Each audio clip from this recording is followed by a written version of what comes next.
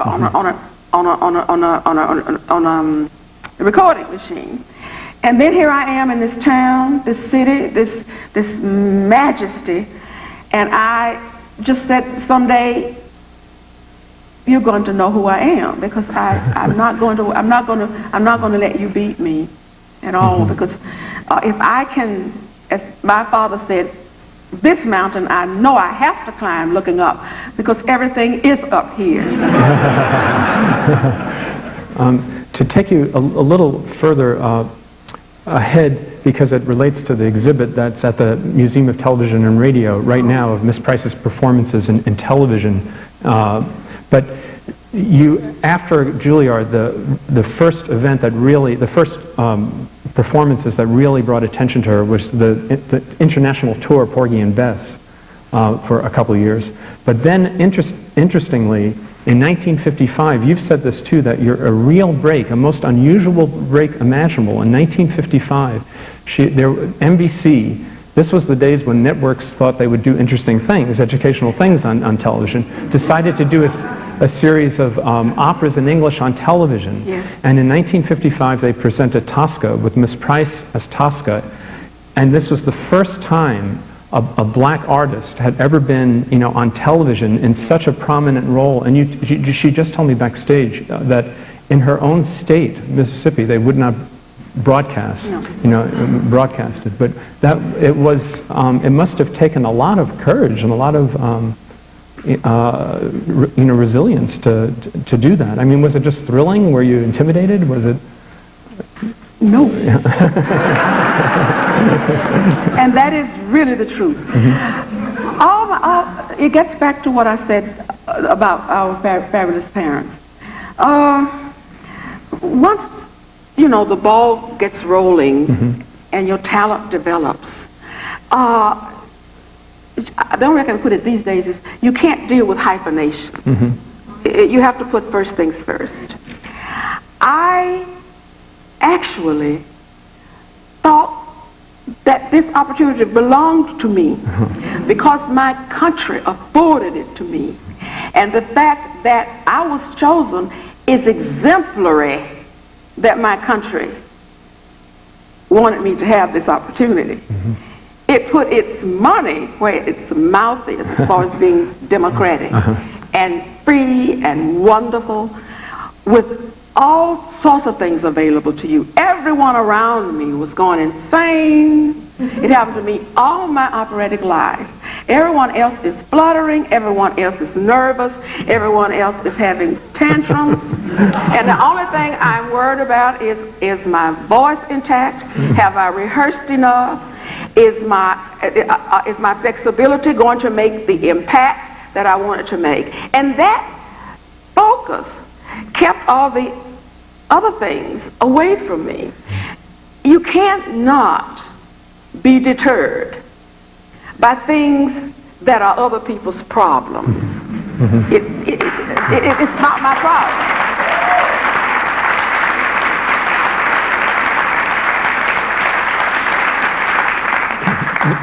And particularly, I think people find this extraordinary in some ways, because they want lectures from me on, the first thing is that the opportunity was there. And once in this magnificent country, that is why we will always survive, because we only have to have something done once. And it's a part of the general curriculum, which is under the flag. I can't say enough about it these days. Under the flag that is why people envy us. That is why they are so furious. It's because they're not us.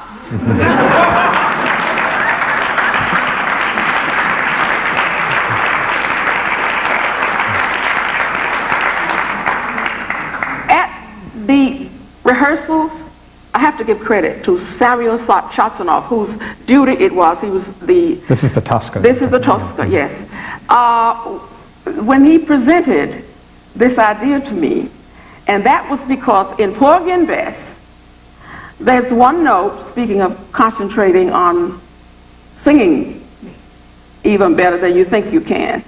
One exit note legato high when Bess goes out and says goodbye porgy is the reason I was chosen for the Tosca. That lingered with Maestro Peter Herman Adler and Mr. Samuel Schatzenau to present to a real biggie who owned all of NBC, David Sarnoff, brought me to him, and the first thing he asked, is she a good singer? And Maestro Adler and Mr. Schatzenau says, she's a great singer, and we would like to have the entire budget of this project for bringing opera into the living room in English to the United States, and we'd like her as our Tosca. No problem. Mm-hmm. Then after shall we say, the deal was done,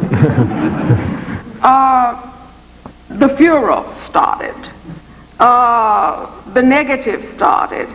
The negatives started. The frustration started. In some cases, anger. I've never talked about these things before. They will be in my book. The anger started. But the only person who was neither of those was what I like to call Katie and James Cub. It didn't faze me at all. As I said, it's your problem, not mine.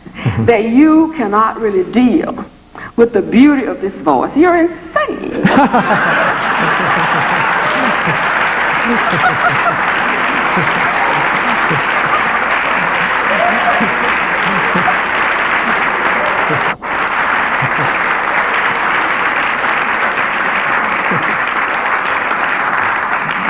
That was 1955 was also significantly the year that Marian Anderson finally broke the color barrier at the Metropolitan Opera as Ulrika in Verdi's Un ballo in maschera. Yes. And it was not until 61 that you sang there. But was that the period when it was shortly after around this time that you had the famous audition at Carnegie Hall for Von Karajan? Yes. Yes.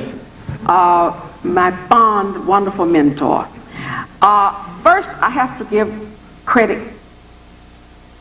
in the order that it's due.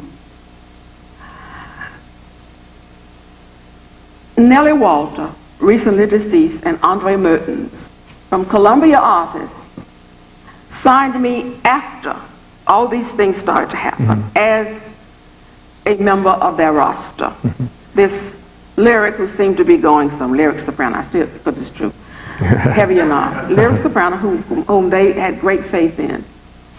And when Maestro von Karajan came with the Berlin Philharmonic in '55 to New York, Andre Mertens and Nellie said, we'd like you to listen to a young American soprano we've just signed her on our roster, and we think she's going to have a most brilliant future. And he agreed during the lunch hour.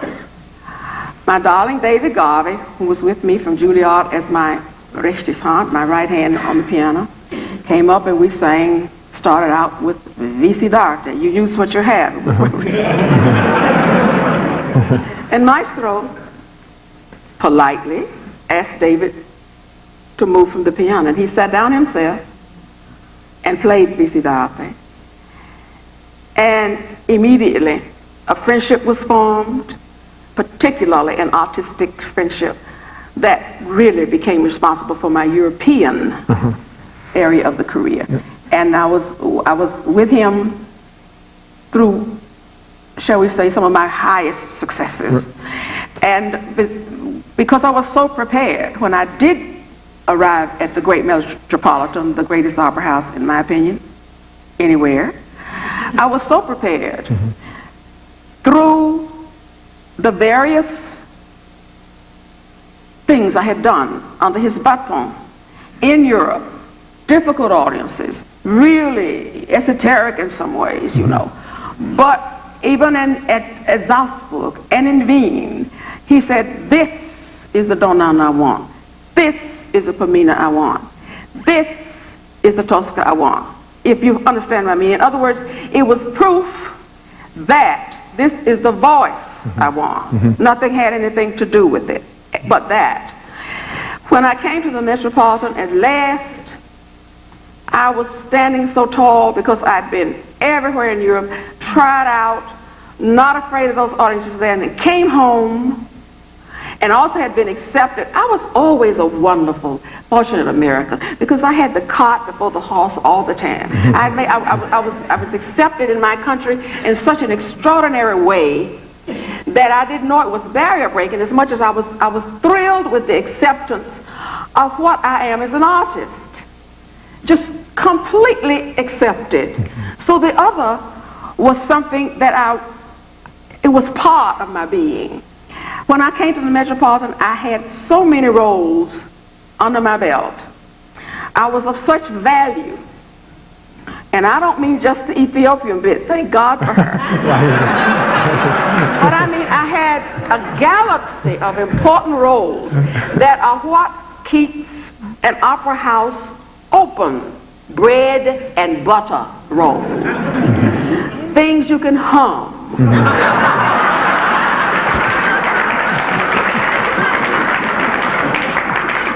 And it was wonderful.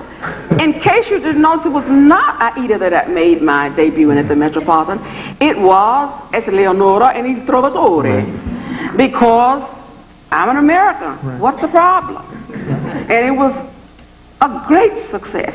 I had Butterfly. I had Donna and Don Elvira in Don Giovanni. Liu in Turandot. So many roles that even Bing said,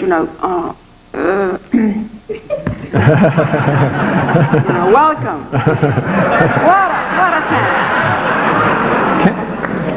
I know he enjoyed my instrument because we were very good friends too. I always make friends with biggies.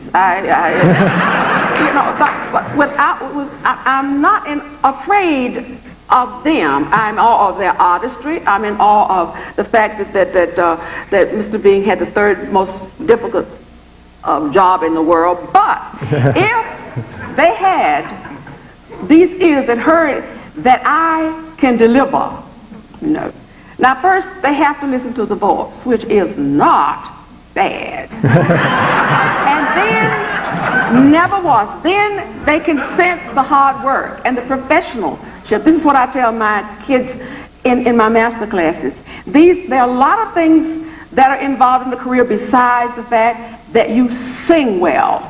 That's the tantamount, that's the prominent thing. But the things that go, which I rap with them about in the vernacular, that go into making a profession, that will make the managers want you, that will make the conductors ask for you, that will make the recital managers and the big halls want you, are different things in your attitude that I'm speaking of, the attitude that I'm speaking about now. And that is total dedication, total sacrifice, and total enjoyment, the joie de chant, that you can't wait to get out there and deliver to human beings a human experience. And that's why I think the voice itself, which is the most human of instruments, gets to people because it's such a personal delivery of art, And when I came there, the main thing that also is, box office is pretty important. It's pretty important. And if anyone thinks that you can deliver, which means that the fluttering gets a lot less, and they concentrate on the professional. And also, you are able to have longevity. That age has nothing to do with it. On mornings now, I vocalize when I take my shower.